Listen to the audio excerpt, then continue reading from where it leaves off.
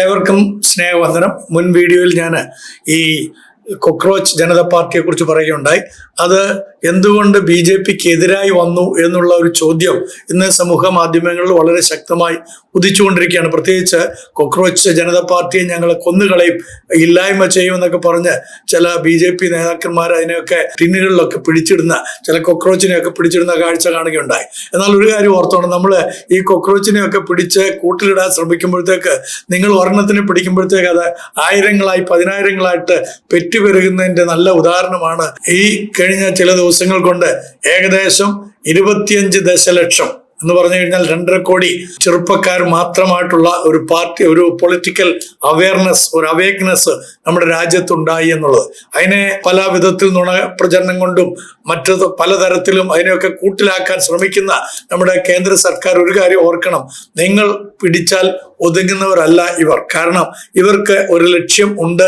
നിങ്ങൾ ഇവർക്ക് ലക്ഷ്യമില്ലാത്തവരായിട്ടും ഇവർ അരാഷ്ട്രീയവാദികളാവുന്നു എന്നൊക്കെ നിങ്ങൾ പറയാൻ ശ്രമിച്ചാലും ഇവർക്ക് കൃത്യമായ ഒരു രാഷ്ട്രീയമുണ്ട്. അതെന്താണെന്ന് വെച്ച് കഴിഞ്ഞാൽ, നിങ്ങൾ ഇന്ന് ഭരിച്ചുകൊണ്ടിരിക്കുന്ന ഈ ഭരണം ശരിയായ ദിശയിലല്ല എന്നും ഈ രാജ്യത്തിന്റെ ദിശ നിയന്ത്രിക്കാൻ, ഈ രാജ്യത്തിന് ശരിയായ ഒരു ലക്ഷ്യബോധം കൊടുക്കുവാൻ കഴിവുള്ളവര് പുറത്തു നിൽക്കുന്നു എന്നുള്ള വലിയ ഒരു സന്ദേശമാണ് ഇവരിൽ ഇതിലൂടെ തരുന്നത്.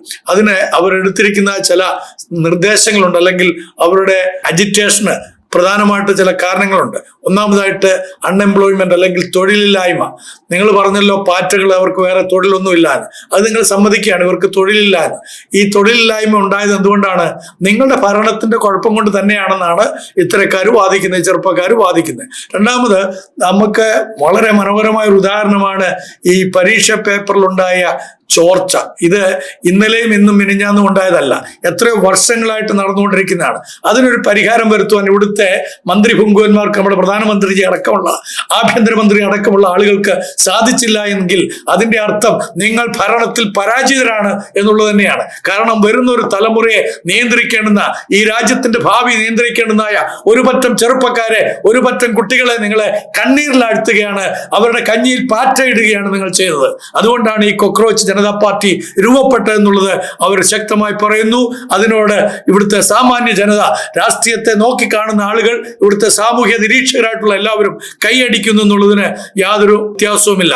അതേപോലെ തന്നെ രാഷ്ട്രീയക്കാരെ കുറിച്ച്, നിങ്ങളെ കുറിച്ചുള്ള വലിയ നിരാശ ഈ ചെറുപ്പക്കാരെ ബാധിച്ചിരിക്കുകയാണ്. നിങ്ങൾ പറഞ്ഞു കൂട്ടുന്നതും ചെയ്തു കൂട്ടുന്നതുമായിട്ടുള്ള ഒരുപാട് വിക്രിയകളുണ്ടല്ലോ. നമ്മുടെ രാജ്യത്തിന്റെ സാമ്പത്തിക അവസ്ഥകളെല്ലാം തന്നെ താഴോട്ട് പോയിക്കൊണ്ടിരിക്കുമ്പോഴും കുഴപ്പമില്ല എന്ന് പറഞ്ഞ് നിങ്ങൾ നാൾക്ക് നാള് ഈ ഭരണത്തെ നിങ്ങളുടെ സ്വന്തം സാഹചര്യങ്ങൾക്ക് വേണ്ടി, നിങ്ങളുടെ സ്വന്തം കാര്യങ്ങൾക്ക് വേണ്ടി മാത്രം ഈ ഭരണചക്രം തിരിക്കുന്നുണ്ടല്ലോ. അത് ഈ ചെറുപ്പക്കാർക്ക് തീരെ പിടിക്കുന്നില്ല കേട്ടോ. അതുകൊണ്ടാണ് അവർ നിങ്ങൾക്കെതിരെ തിരിഞ്ഞിരിക്കുന്നത് എന്നുള്ളത് മറക്കരുത്. അതുപോലെ തന്നെ അവർക്ക് അവസരങ്ങൾ ലഭിക്കുന്നില്ല. കാരണം 4, 5, 10 പ്രാവശ്യം നിങ്ങൾ തന്നെ മത്സരിച്ച്, നിങ്ങൾ തന്നെ വിജയിച്ചു വന്നിട്ട് ഈ പാവപ്പെട്ട ചെറുപ്പക്കാർക്കോ ദാരിദ്ര്യ രേഖയ്ക്ക് താഴെ കിടക്കുന്ന ആളുകൾക്കോ നിങ്ങളെ കൊണ്ട് ഒരു പ്രയോജനവുമില്ല എന്നുള്ളത് ഈ ചെറുപ്പക്കാർ അടിവരയിട്ട് പറയുന്നു. ശരിയല്ലേ? നിങ്ങൾ തന്നെ ചിന്തിച്ചു നോക്കിയേ, നിങ്ങൾ സമ്പാദിച്ചു കൂട്ടിയിട്ടുള്ളതും ഈ ആരുടെ പേരിലാണ് നിങ്ങൾ സമ്പാദിച്ചു കൂട്ടിയിട്ടുള്ളത്? ഈ പാവപ്പെട്ട ജനതയുടെ പേരിലാണ്.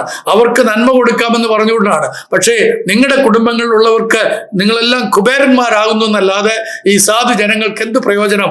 അതാണ് ഈ കോക്രോച്ച് ജനതാ പാർട്ടി നിങ്ങളോട് ചോദിക്കുന്നത്.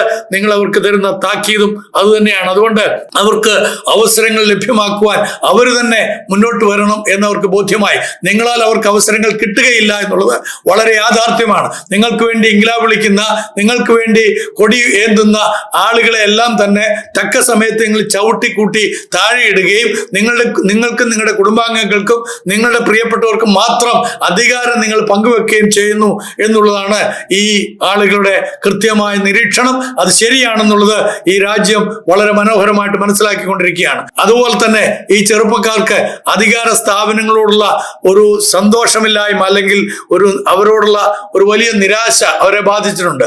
നിങ്ങൾ അധികാരത്തിലേക്ക് കയറി കഴിഞ്ഞാൽ ഈ ആളുകൾക്ക് നിങ്ങളെ അപ്രോച്ച് ചെയ്യാൻ പോലും കഴിയുകയില്ല. നിങ്ങൾ അൺഅപ്രോച്ചബിൾ ആയിട്ട് മാറിയിരിക്കുകയാണ്. അതുകൊണ്ട് തന്നെ ഈ ചെറുപ്പക്കാർക്ക് അറിയാം എങ്ങനെ ഭരിക്കണമെന്ന്. അതിന് നല്ലൊരു ഉദാഹരണമാണല്ലോ നമ്മുടെ അയൽ സംസ്ഥാനമായിരിക്കുന്ന തമിഴ്നാട്ടിൽ കാണുന്നത്.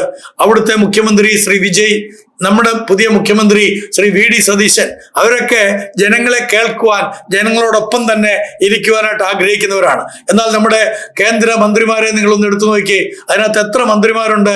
നമ്മുടെ അമിത്ഷാജിയോ അല്ലെങ്കിൽ നമ്മുടെ പ്രധാനമന്ത്രിജിയോ ഒക്കെ ലോകത്തിലൊക്കെ രാജ്യത്തിലൊക്കെ കറങ്ങുമ്പോഴും ജനങ്ങളുമായിട്ട് എത്ര അകലം വിട്ടാണ് അവർ ജീവിക്കുന്നത്, പ്രവർത്തിക്കുന്നത്. അതിനെക്കുറിച്ച് വലിയ അമർഷം ഈ ചെറുപ്പക്കാരുടെ ഇടയിൽ ഉണ്ടായിട്ടുണ്ട്. അവർക്ക് നിങ്ങളുമായിട്ട് കമ്മ്യൂണിക്കേറ്റ് ചെയ്യാൻ യാതൊരു സാധ്യതകളുമില്ല. നിങ്ങളുടെ അജണ്ടകൾ സാധാരണക്കാരുടെ മേൽ അടിച്ചേൽപ്പിക്കുന്നതല്ലാതെ സാധാരണക്കാരുടെ ആവശ്യങ്ങൾ എന്താണെന്ന് അറിയുവാൻ നിങ്ങൾക്ക് കഴിയുന്നില്ല എന്ന് അവർ കൃത്യമായിട്ട് മനസ്സിലാക്കിയിരിക്കുന്നു. അതുപോലെ തന്നെ അവർ പറയുന്ന ഒരു കാര്യമാണ്, നമ്മളെ ആരും കേൾക്കുന്നില്ല.